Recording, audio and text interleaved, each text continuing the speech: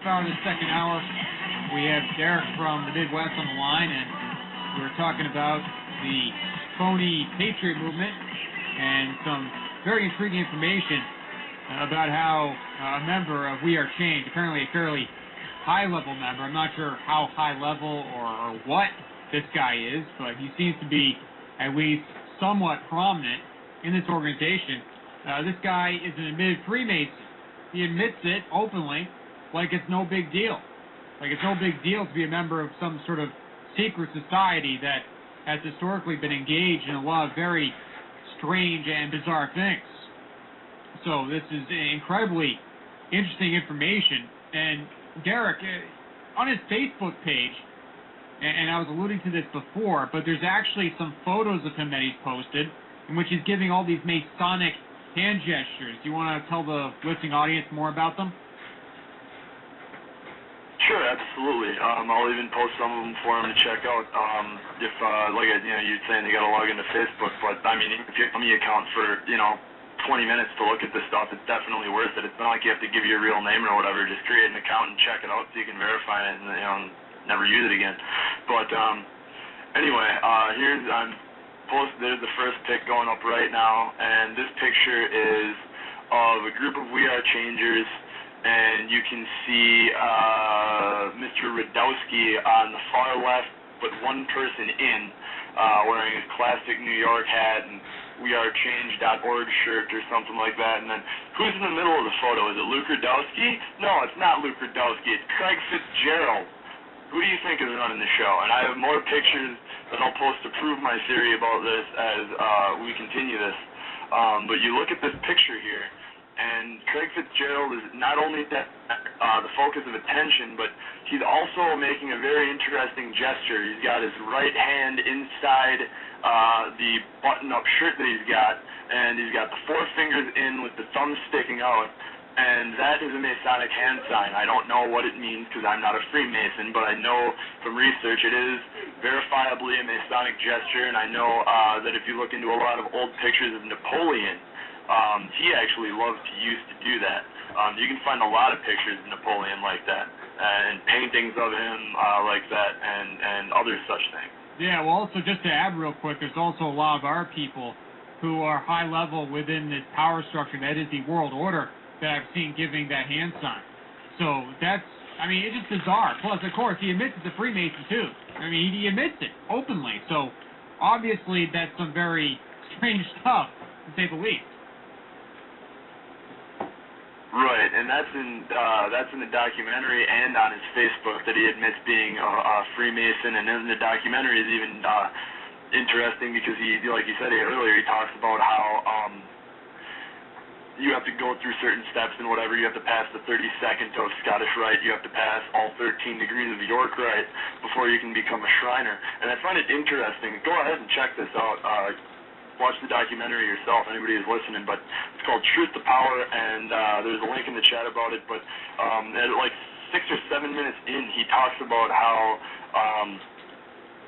the Freemasons, or he talks about how he is a Freemason, and to become a Shriner, you have to go through the 32 degrees of Scottish Rite or the 13 degrees of York Rite before you can be a Shriner, and the tone of his voice when he says, I am a Freemason, but I'm not a Shriner, he almost has like a little bit of, it almost sounds like he's, unhappy that he hasn't made it there yet. Like it's definitely an honor and a privilege to be a Shriner. Is kind of the thing that I got from it.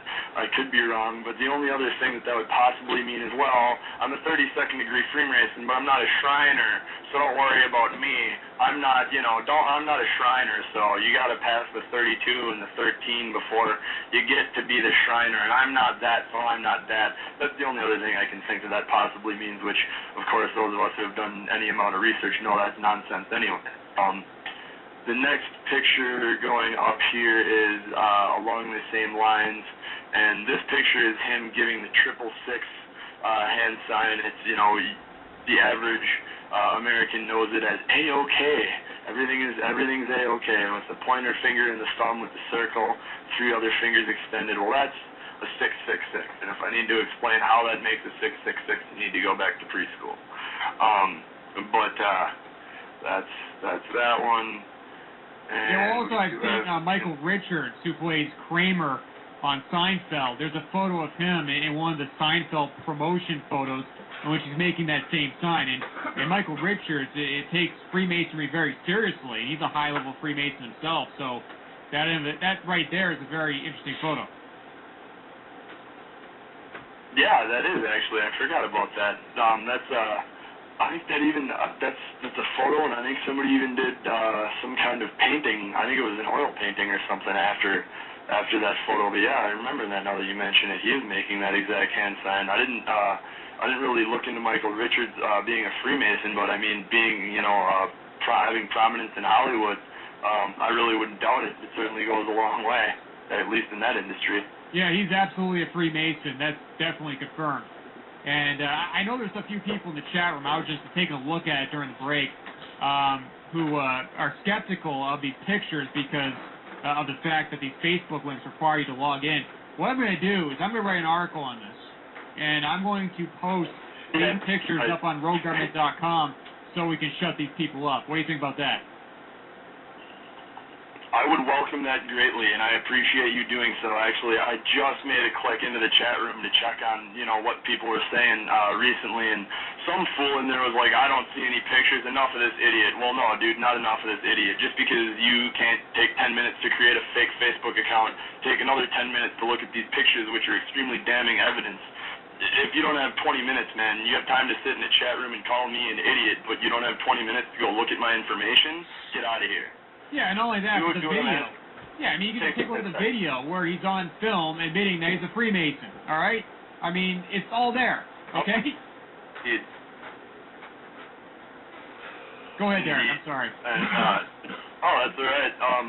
Actually, on that note, I want to say to Lee that I really appreciate you going to bat for me and letting me bring this information up and get this out and all that kind of stuff. And I really did specifically get a hold of him because he is one of the few people that I actually pay attention to now and again when I'm not doing research of my own, because I do think that Lee Rogers is one of the few people out there who is on the up and up, and I think a big litmus test for seeing who is on the up and up is seeing who's willing to do things like expose people in the Patriot paradigm who aren't doing their job and who aren't covering all the bases, or at least certain things that the majority of the sacred cows don't cover. And if you're not at least willing to talk about it and discuss it and flesh it out, do an expose of it for a show, not 5 minutes, but for a show.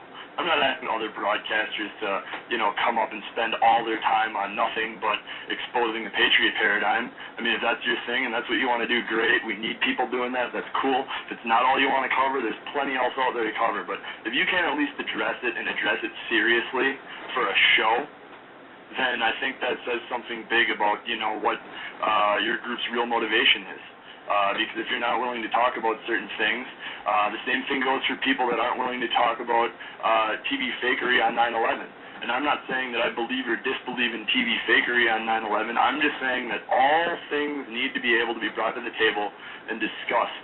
And the fact that the Loose Change people and the We Are Change people have completely put the kibosh on discussing things like no plane theory and a few other different the realm and scope of the research community, I think that just shows that they're really not trying to do things that they say they're trying to do. If they're trying to expose things, then they're trying to expose everything, not just a couple of things, and not twist information and not omit information.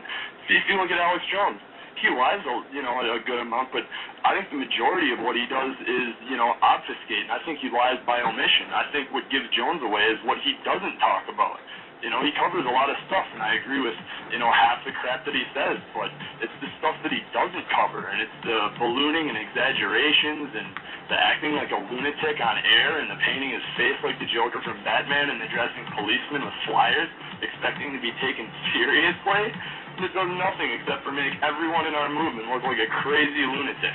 That's absolutely correct. We have to go to commercial, but yeah, you are 100% correct on Jones, and he's got progressively worse over time, acting crazier and crazier. I think that's by design. We'll be right back with Derek from the Midwest on the other side. Stay with us. All right, ladies and gentlemen, welcome back. We have Derek from the Midwest on the air, and we're talking about We Are Change. We're talking about phony patriots, controlled opposition, the whole 9 yards. And And, yeah, just to reiterate, I will be writing an article about this, and we're going to expose this. That is just the bottom line. And it doesn't matter who you are or